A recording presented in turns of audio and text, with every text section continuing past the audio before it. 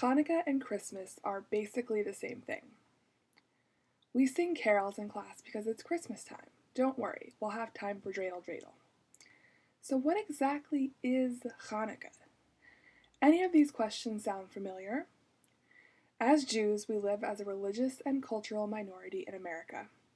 One of the most important and celebrated holidays in the wintertime is Christmas. The season seems to come earlier and earlier each year, right after Halloween, right after Thanksgiving ends, filling our homes, our cars, our radios, our inboxes with the joy and commercialism of the Christmas season. The neighbors decorate their homes, and people start sending out Christmas cards and gifts are distributed at the office.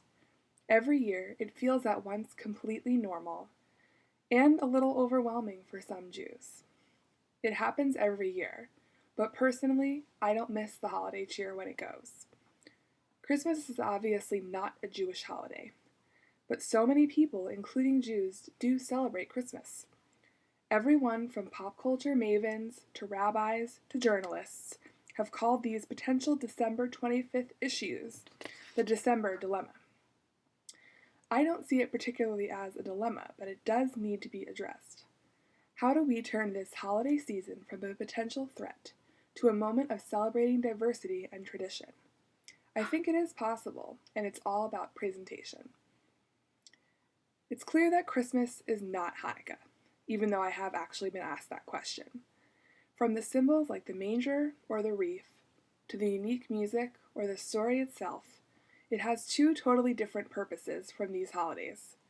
One celebrates the birth of a savior of the world, a sign of hope and renewal. Another celebrates an unlikely military victory and some oil that lasted longer than it should have. Christmas is a major moment in the calendar, and Hanukkah represents a minor festival. Both stories are beautiful and well known to their audiences. We also have to remember and be very clear with our children, our parents, and our friends that they are inherently different celebrations that have nothing to do with each other. They even incorporate some ancient pagan elements like the Christmas tree, and the importance of the symbol of light in a winter festival is shared across many cultures. So, first, we need to be okay with our differences. We need to acknowledge the attractive elements, the popular culture, and the message of Christmas and discuss it openly with our families. Even more so, we need to make sure we share the particular elements of our holiday, Hanukkah, with our neighbors and friends. Furthermore, in many schools and public places, Jews have taken it upon themselves to demand space and a voice for Hanukkah at this season. Giant Chanukias end up on lawns of the city hall, and decorations for Hanukkah end up in your grocery store windows. Instead of making it a fight for equal space for Hanukkah and Christmas, we need to emphasize the importance of equal recognition for all traditions. Each family in a given school class or peer group should be allowed to share their traditions and enlighten all of us about the winter holidays they celebrate or don't. Children have the opportunity to appreciate and get excited about Diwali, Chinese New Year, and Judah Maccabee all at once. And it can be acknowledged that the Christmas is celebrated by most of our friends and neighbors, and it will be a part of our lives too.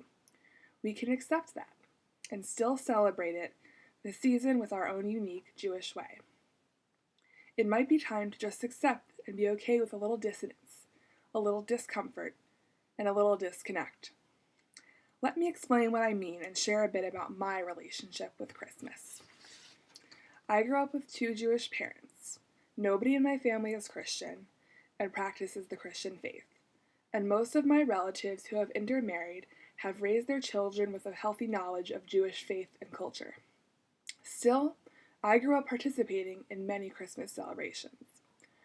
When I was small, our babysitter wanted to give us presents and a stocking for Christmas, and my parents were not sure how to deal with the problem. After some conversation, they made a sort of radical decision. We would be going to church. When I tell people this, they often are a little baffled. What's wrong with just getting a Christmas or a stocking? But our babysitter agreed. For her, you see, Christmas was not just a time to give out presents and eat a dinner with friends. It is a joyful and holy time of celebration, an important sacred moment in the yearly Catholic calendar. In order to fully understand Christmas and her celebrations, our parents concluded, we had to have all of it. We grew to appreciate the real meaning of Christmas, even if the holiday wasn't filled with our meaning. Even those who sat next to us in church reminded my sister and I of a valuable lesson about celebrating something that really isn't yours. People can connect to and value Christmas in different ways, see it for what it is with clarity, and make it work for their lives and traditions. A word for those of you who are not well versed in attending Catholic Mass. When you're a non-believer and attend the Mass, it's always best to try to position yourself next to people who are not going to be kneeling. It just makes everything less awkward when it does happen, and it happens quite a lot. There's a lot of kneeling and sitting down and standing up. On my right usually sat my friend Sarah, who I've known for my entire life and who went to Hebrew school with me. Sarah was adopted from Korea and raised in an interfaith household, but she herself was Jewish, had a bat mitzvah, and had a strong Jewish identity.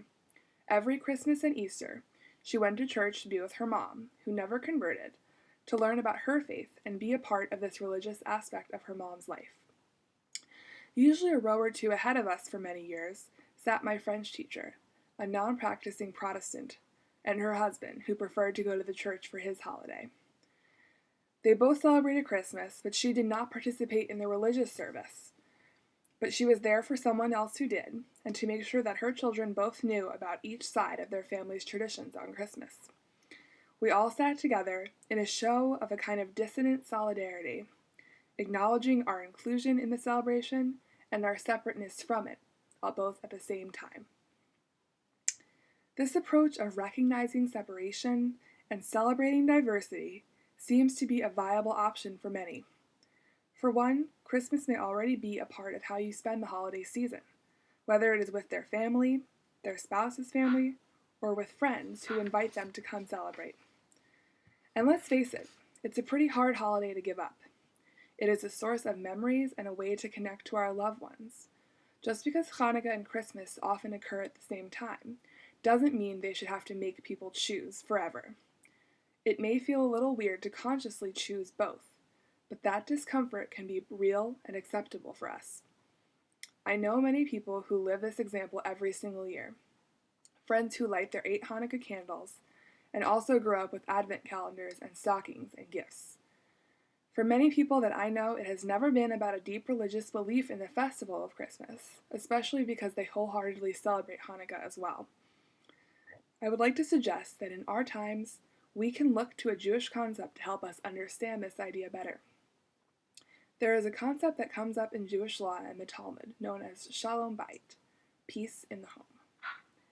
There are many regulations and obligations presented in Jewish law that are inherently binding, but the idea of Shalom Bayit teaches us that in situations where the peace of a home or a family are at stake, and relationships will be strained, there are loopholes to preserve that sense of shalom, of peace. Shalom contains the same Hebrew root letters as the word shalem, which means complete. Preserving wholeness and creating harmony is a Jewish priority that we can live out in this holiday season. As long as we can still be who we are as Jews, participating in and understanding other traditions does not need to push people away or create some sort of lasting conflict.